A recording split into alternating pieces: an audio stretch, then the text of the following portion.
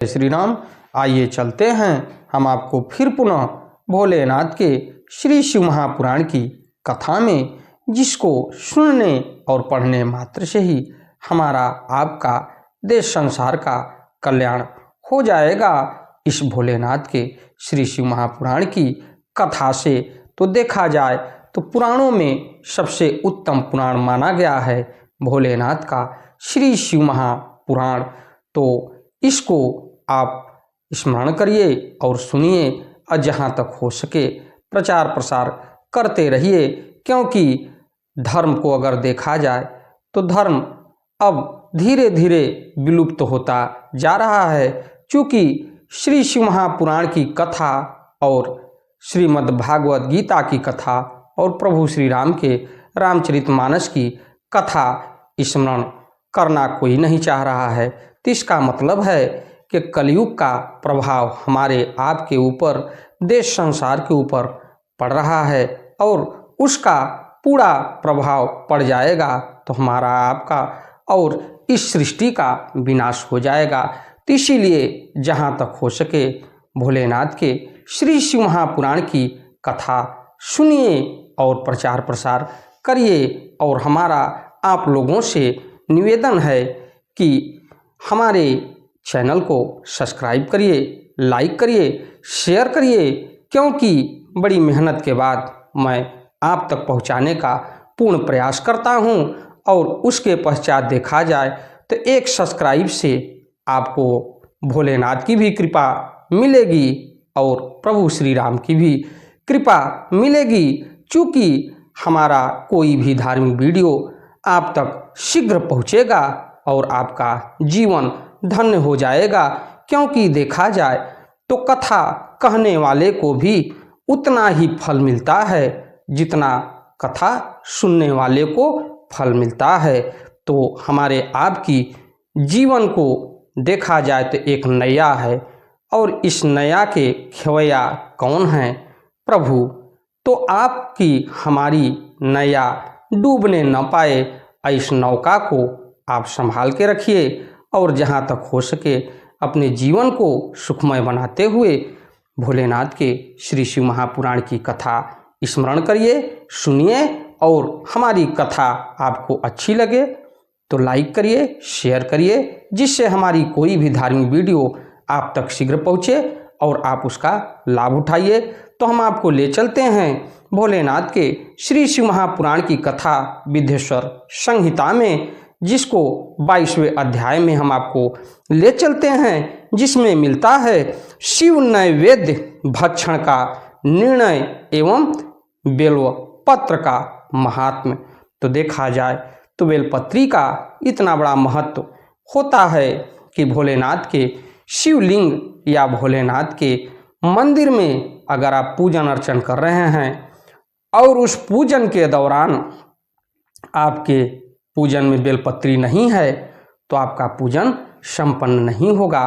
तो इस बेलपत्री का इतना बड़ा महत्व क्यों है, आप इस चीज़ को जानिए और भोलेनाथ के श्री शिव महापुराण की कथा सुनते रहिए और इसका प्रचार प्रसार करते रहिए। ओम श्री सांब शिवाय नमः। ओम श्री गणेशाय नमः। त्वमेव माता च पिता त्वमेव बंधुश्च सखा त्वमेव विद्या द्रविणम त्वमेव सर्वम मम देव देव। इसके पश्चात विघ्नों को हरने वाले भगवान गणेश और विद्या की प्रदायिनी माँ सरस्वती के चरणों में शीश नवाते हुए विनम्र निवेदन करूँगा कि हमारे देश संसार में जहाँ भी भोलेनाथ के श्री शिव महापुराण की कथा हो रही हो उसे संपन्न करने में अपना पूर्ण योगदान दें। उसके साथ साथ हमारे ऊपर भी अपनी कृपा बनाए रखें कि मैं अपने मुखार बिंदु से जो भी शिव भक्त प्रेमी हैं भोलेनाथ के श्री शिव महापुराण की कथा को उनके तक पहुँचाने का पूर्ण प्रयास करूं। तो अपने धर्म को बचाइए और जहां तक हो सके प्रभु श्री राम के और भोलेनाथ के श्री शिव महापुराण की कथा और उसके बाद श्रीमद् भागवत गीता का प्रचार प्रसार करिए, जिससे हमारे आपके जीवन का मोक्ष हो जाएगा। तो मैं आपको संस्कृत और उसका उच्चारण हिंदी में लेके चलूँगा और आप तक पहुँचाने का पूर्ण प्रयास करूँगा। तो आइए चलते हैं संस्कृत में।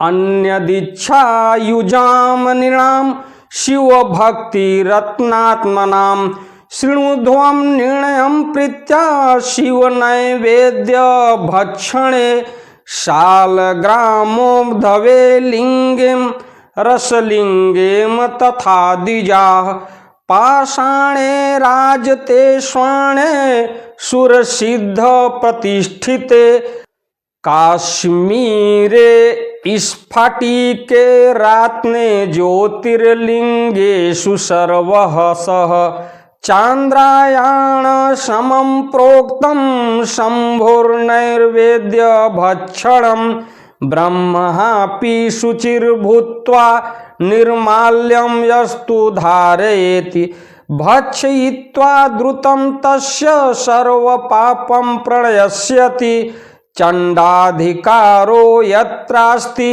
तदोक्तव्यं न मानवैः चंडाधिकारो नो यत्र भोक्तव्यं तच्च भक्तितः बाणलिंगे च लौहे च सिद्धे लिंगे स्वयंभुवि प्रतिमासु च सर्वासु न चांडोधिकृतो भवेत् स्नापित्वा विधेनेन यो लिंगस्नपनोदकं त्रियः पिबे त्रिविधं पापं त्रस्यहासु विनश्यति आग्रहं शिव नैवेद्यं पत्रं पुष्पं फलं जलं शालग्राम शिला सांगर् सर्वयाति पवित्रतां लिंगोपरि च यद् द्रव्यं तद्ग्राह्यं मुनीश्वराः सुपवित्रं च तज्जेयं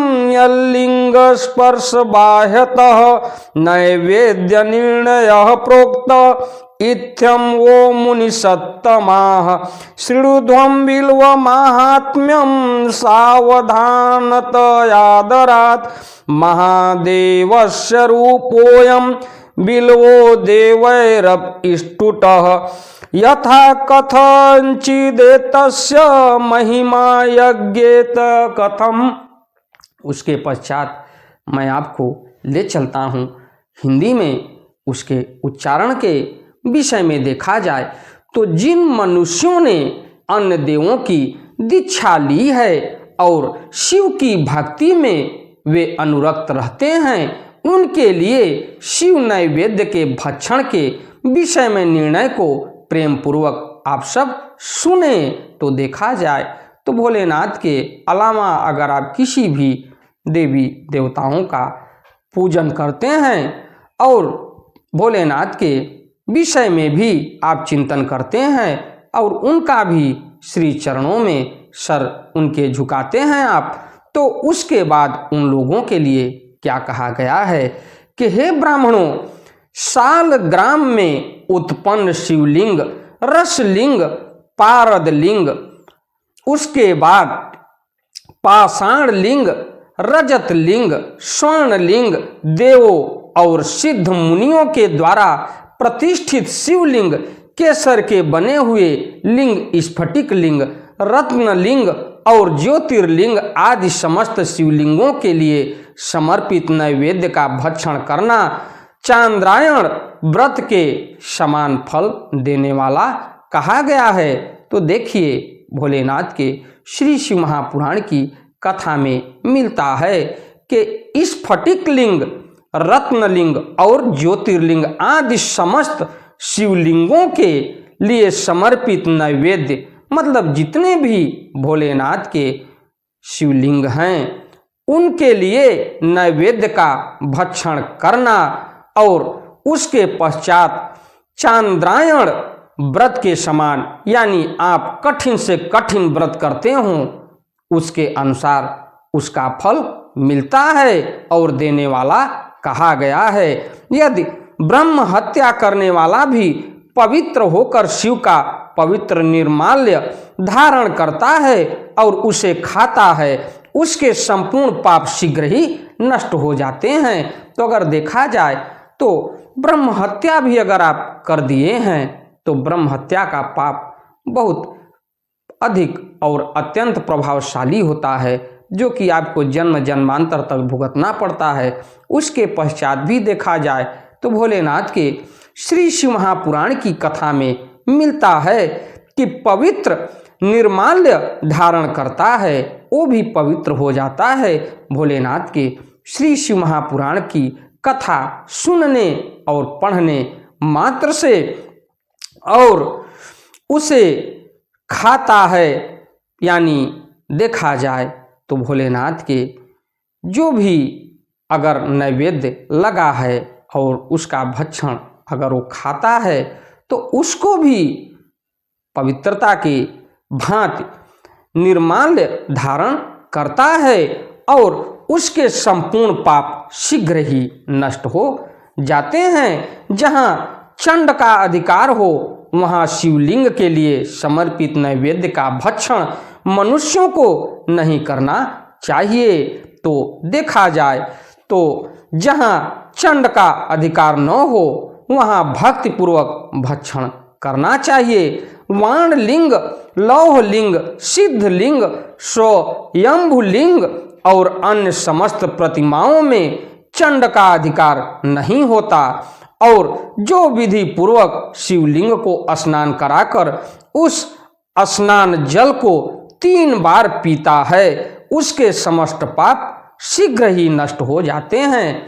तो देखिए कि भोलेनाथ के शिवलिंग को चढ़ाया हुआ जल अगर किसी भी प्रकार का आप कोई भी अपराध किए हैं, जो अपराध करने के पश्चात ये आप समझ रहे हैं कि हमको मुक्ति नहीं मिलेगी, तो भोलेनाथ के चढ़ाए हुए जल को शिवलिंग पर अगर आप 3 बार ग्रहण कर रहे हैं तो उसके बाद आपका जो भी पाप होगा वो दूर हो जाएगा और उसके समस्त पाप शीघ्र ही नष्ट हो जाएंगे।